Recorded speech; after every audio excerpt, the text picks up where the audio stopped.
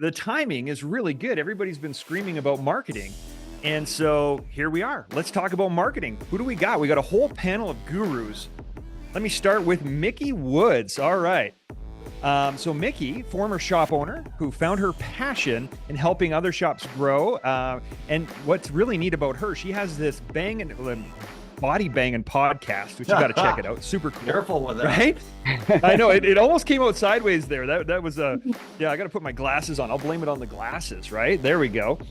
She is the president of the United States. No, I'm kidding. I did that once already today. She's the president of CAP, Coalition for Auto Body Shops, and so much more. I believe, my personal belief is, I haven't validated this, but I don't think she slept in the last 5 years. So she just goes all the time. Let's take it. There you go. Glad to have you. We got Vanessa. All right. The owner and founder of Auto Plus Performance, an automotive marketing company specializing in sales, traffic, customer retention, which is a really neat piece. For almost 20 years, she's been helping shops, even though she doesn't look a day over 25. There you have it. Thanks for joining us. Last but not least, my boy Nick. Let's talk about Nick for a second here. So I've gotten to know him, oh man, many years ago. I was working with his dad, Steve, before he passed away. And Steve always had these genius insights. I mean, like next level stuff. And I was so impressed. I come to find out that a lot of these ideas, a lot of the strategies, he was stealing them from his son, Nick. And so what Steve accomplished in our industry, it was truly amazing. But we are very honored to have Nick leave his position with Accenture, where he consulted for Fortune 500 companies to fuel the growth of Phoenix Solutions Group, a marketing agency that really does everything and solely focuses on the collision space. Welcome, my friends. Thank you so much for joining us. We're truly honored to have you. Mickey, Vanessa, hey guys. Nick. Yes. You guys. I feel like these are all my friends. Yeah, it's good to be together. Isn't this a cool way to spend the day, just hanging out with friends all day? It really is. And I've drank like 17 cups of coffee, and so that we can't tell. How's that catheter, that new catheter thing working? It's amazing. We've got a short leash. All right, we went sideways there. You can tell the day we're getting less professional as the day goes by. All right, why don't we kick this off? Because we got so much cool stuff to talk about.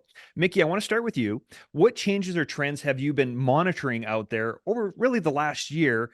And how are you advising shops on how to position and market themselves right now with the current climate? Yeah, thank you for coming to me first. I just first want to say like how awesome it is that so many people come to this. Like I'm scrolling through like pages, and it's just like page after page, like Lucky, Vicky Arrington, front and center, saw her last night, Rick Sellover, we've got Kenna, obviously. Rick's in the house, nice. Like just so many, Danny Bredenberg, Kathy Mello. It's just really cool that it's a place that we all come together because we all want to do better. So Love it. Warms my heart. But you asked about the trends. There's so many trends that we're watching, right? Especially in the last year, well, the last few years specifically. So we can talk about marketing trends and industry trends, and they do have to do with one another. And I'm glad a lot of people are talking about marketing because we oftentimes are like the redheaded stepchild that nobody wants. Yeah, I know I need to do it, but they don't actually do it or value it. So one of the trends is a lot of the marketing efforts that we saw that were working previously are not working as powerfully as much. And I think Vanessa's going to speak on that, so I'm not going to steal her thunder. We'll see if she and I align in what we're seeing in the industry. But one thing that's really interesting that we're seeing is shops are really niching down more so than ever. We're seeing shops go like really EV centric. We're seeing them be really OE certified centric. Most recently, there's been a big upsurge, which is what Ryan was talking about, the CAP Coalition, Consumer Advocates and Protection Coalition. We've got shops that are working hard to repair vehicles per the OE specifications, not what any insurance company wants to tell you how to fix it, but actually fixing it the way the manufacturer wants it repaired. And we know that's a trend in the industry. So then the question is, okay, we want to fix the car. We want to fix it right. This is creating short pay situations, all that kind of fun stuff. But how do we market to people to let them know that we are niche down, whether it's we're DRP centric or we're OE centric, whatever that is? How do we market that? Because I think we really need to focus on being different. How are you different? What are you doing? It's different. And number one, you got to educate your customer, your guest in the shop, explain to them why you're different. the importance of why you're different, why you're doing it the way you're doing it. And when you explain and build that relationship, you're going to get those positive Yelp reviews, those positive Google reviews, which pushes out the social proof. Because you can say you're great all you want, but if other people say you're great, it's much more powerful. You also want to put that messaging on your website, front and center. That's your calling part of the website. In your Google business listing, have photos of your shop showcasing what is making you special. It's really important in your Google business listing. You can do it for free. It's something everybody on this call, if you don't have one and you haven't maximized it, do it. It's the way that people are finding you. And then in any marketing, paid digital marketing efforts that you're doing, like for us, we do a lot of Google ads. We showcase all of that stuff. So you get the types of people that you're looking for, and you're separating yourself from the millions of other shops. And the consumer doesn't know what they don't know. They think a body shop is a body shop. You got to tell them why you're different. Yeah, especially, speaking of different, I want to go to Nick for a second. Wow, that's a terrible segue. Speaking of different, Well, I want to know. Yeah, that didn't come out quite right. Thank you. I really appreciate you. I'm glad that we're friends. Yeah, I love you, buddy. So, as buying behaviors change, right? We got all these different generations, right? What can we expect from the different generations in terms of buying behaviors? How are the millennials different than my generation, the Gen Zs? Yeah, well, they look better, but just kidding. So I think what we have to recognize is that there is this shift that's occurring, and to Mickey's point, the younger generations, they've been through a heck of a lot, and their opinions toward businesses have completely changed, and that they expect very similar experiences they have elsewhere and apply them into this world. And what a lot of shops don't recognize is that no one gets into an accident willingly. Like, you have to actually hit something and then go to a shop to get that fixed. So the best way to do that is bring in trust, transparency, helping, kind of more of like a supportive type of role. So instead of just capturing the keys and kind of moving on, it becomes more of, how do I build trust between me and my group of people that I speak to? Because your market for a body shop is not very large, but it can be incredibly significant if you market properly, if you educate the community on what they value or what is valuable to them. And a lot of people are naive when you get into a collision. So when you get into that concept of social proof, the most important thing is making sure that the information about your business, the information about the values that you have set forth for your business is out there, and it's easily, read and understood. So to me, it's like, focus on trust, transparency, recognize that people don't get into these type of situations willingly. And the more that you can bring out the human component of it, Ryan, you hear me all the time, like, humanize the experience, be the person that they trust and they value the opinion of, and that will accelerate over and over again. And that, to the younger generation, matters more because they've been a social class, and they've always focused on connecting with people outside of their inner circle. So the more that you can accentuate that across the entire market, then the better you'll ultimately be. But really, it comes down to be human. Like, do not process, do not expect them to know what you want, what you already know. That's something your dad used to say a lot. Do not process your customers. No.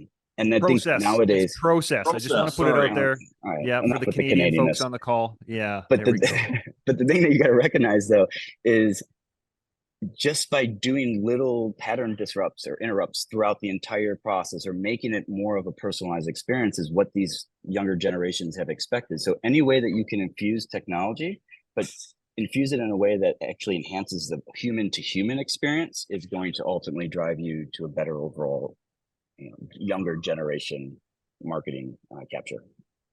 So that helps answer the question, but no, it's great. I mean, that's a big subject that we need probably days to answer. It's a lot. It's exciting. I don't have enough time now, but yeah, for sure. Yeah, quite the thing. That left you speechless, huh? Totally speechless. Yeah, that's happened twice before, just twice. So, Vanessa, there you go.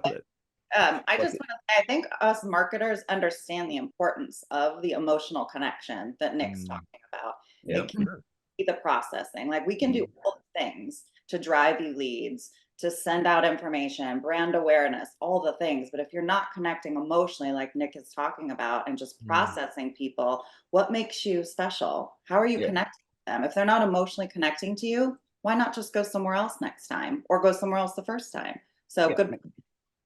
You're a Exactly. means to an end in those situations, but you want to make sure that when something like that happens, you bubble to the top. They recognize who you are, and you have enough digital proof or social proof to validate those inputs that they've gotten outside. Great segue. Speaking of bubbling to the top, Vanessa, what platforms are connecting with people right now? Are you Right? calling her bubbly? I'm calling her bubbly, bubbling to the I can top. be bubbly. I get odd, and she gets bubbly. That's right. I got no words. I'm speechless for the third time. So if we're going to talk about like social media platforms, if Mhm. you look at like data trends, the most popular platforms right now is still Facebook as number one, YouTube and Instagram. But I think that instead of giving, a suggestion as those are the best platforms to go out and start marketing your business right away, I think that one opportunity I see in our industry, and being in this industry my entire life, I grew up in this industry, I see that marketing is something, like Mickey had mentioned, is something that kind of gets overlooked. And I think what shops need the most is to be able to create market research and a marketing strategy first before Mhm. determining which platforms to post on. Because if you go out and you start marketing, let's say on Facebook right away, your demographics in your city or town, wherever you're from, might be the wrong approach. And also to mention, each platform is very different. So oftentimes I see that most people will post on the same post on Facebook, Instagram, and anywhere else. And it's the same message duplicated. And that's wrong because there's different platforms and they serve different purposes. So what we need to encourage is to really understand your local market, and then being able to execute the proper approach for that. So. Well said. Yeah, and that's actually, I think that's perfect because a lot of the times when we take over shops or work with shops, there is this concept, there's a one size fits all mentality. So if I do one thing, I can do it across all channels and make sure that it's effective. But the reality is each channel is specific to a persona or a demographic that you're trying to reach to. So younger generations are going to be more apt to watch video. Older generations are going to be more to the offline component of it. But I think it's also important to recognize, like, it doesn't always have to be digital. Like there is a requirement in emotionally charged type of interactions that human to human connection, non-digital interactions will exceed value over a digital, cost savings tool. So always make sure that there is a way for you to latch on to a human in those type of experiences, because when you don't know what you don't know, what do you always look for? You look for someone that you trust, someone that you value to give you that guidance. And this is no different in our situation. So, but I agree. Yeah, and I think it's important to think about, like, similar to what Vanessa's talking about, where are you as a shop going to get the biggest return on investment? Where are you going to spend your time and your money that you're going to see the biggest return there? And typically what we see is people aren't going to Facebook or Instagram to go find a body shop. They're not going to. That doesn't mean you shouldn't have a presence there. That doesn't mean you should be doing things, but you want to make sure that what you're doing is in alignment with what you're trying to get. And I think that's what Vanessa was saying. It's really important. There's not just a one size fits all. If you're in a small town and it's very rural and it's very community based, and I think then what Nick's talking about is really powerful. Like, get involved in schools, get involved in your chamber of commerce, be part of the community. You don't just have to worry about Meta ads or Google ads or geofencing or SEO, like all that has a place for some people at some times.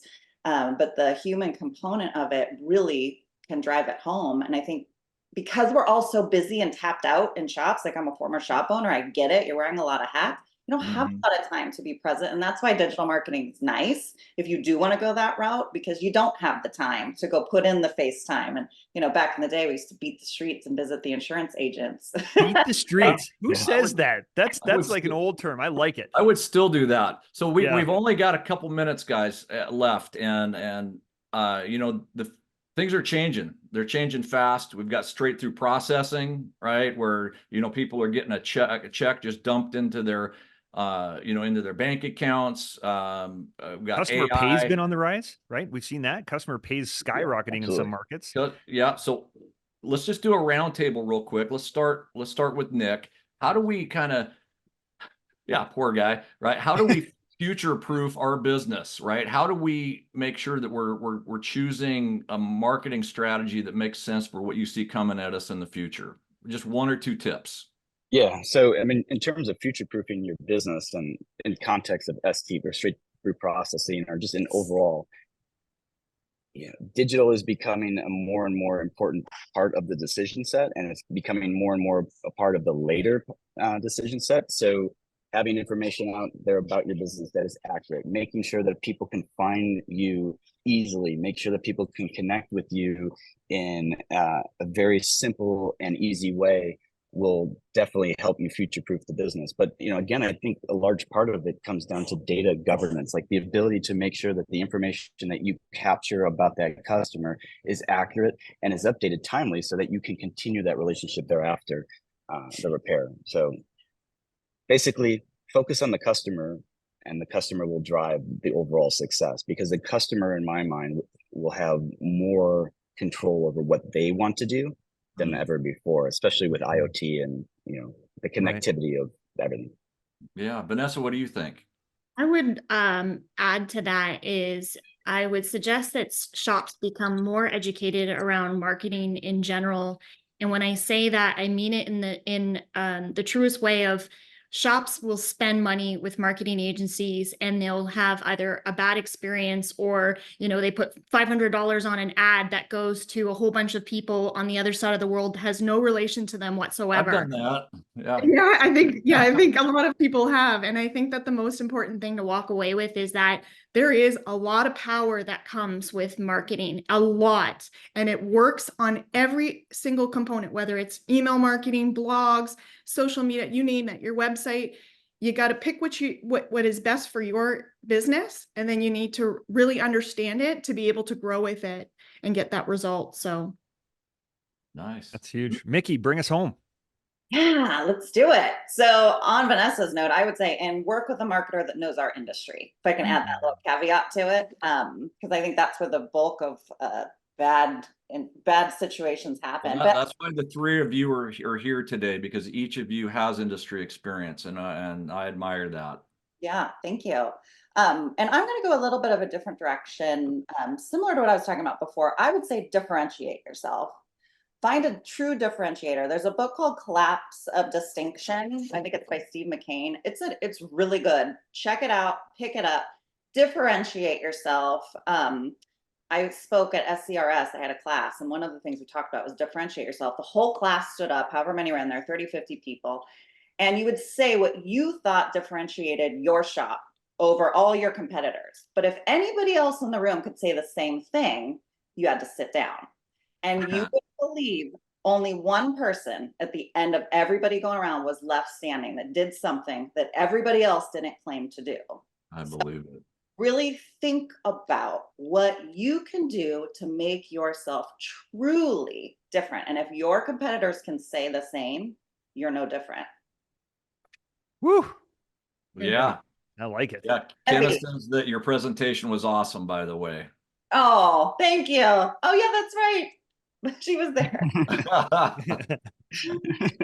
Amazing. Well, Let's guys. just take the last few seconds to just say a big thank you. I know your time is very valuable. We appreciate you being here, sharing your wisdom with everybody. Truly value each and every one of you. Thanks for joining us. What a great panel. yeah, Thanks for having us. Vanessa, Nick, thank you guys. So Bye, good everyone. to have them.